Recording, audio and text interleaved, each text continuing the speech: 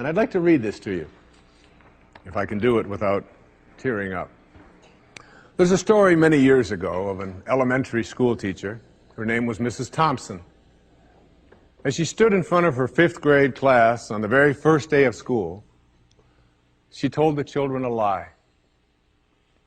Like most teachers, she looked at her students and said that she loved them all the same.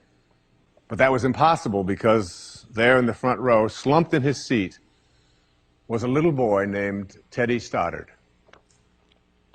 Mrs. Thompson had watched Teddy the year before and noticed that he didn't play well with the other children, that his clothes were messy and that he constantly needed a bath. Teddy could be unpleasant.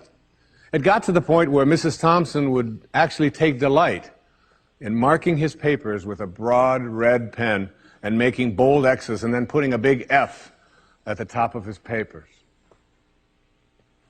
At the school where Mrs. Thompson taught, she was required to review each child's past records, and she put Teddy's off until last.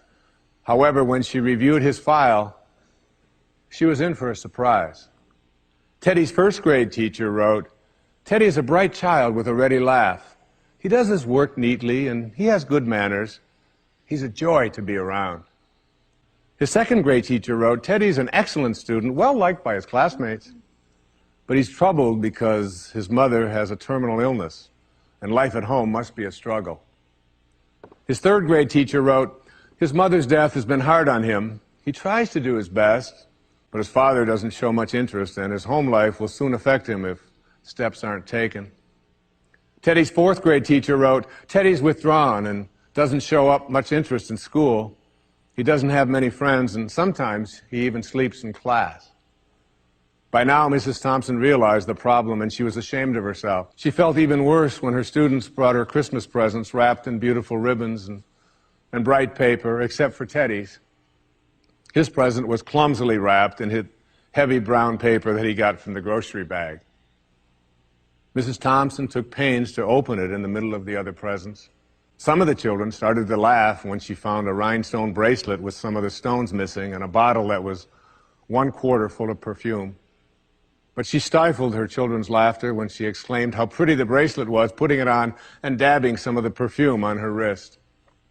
Teddy Stoddard stayed after school that day just long enough to say, "Mrs. Thompson, today you smell just like my mom used to." After the children left, she cried for at least an hour. On the very day, she quit teaching reading, writing, and arithmetic, and instead, she began to teach children. Mrs. Thompson paid particular attention to Teddy. As she worked with him and his mind seemed to come alive, the more she encouraged him, the faster he responded.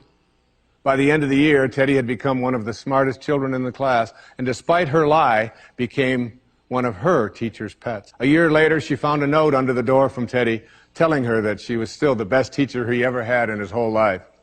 6 years went by before she got another note from Teddy.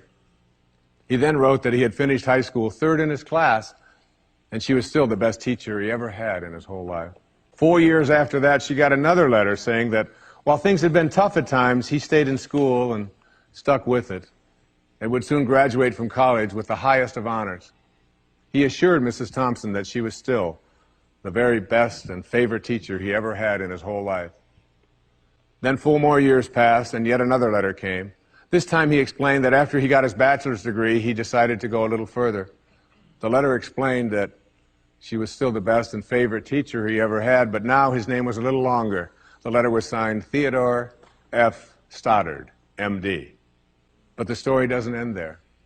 You see, there was yet another letter that spring. Teddy said he'd met this girl and was going to be married.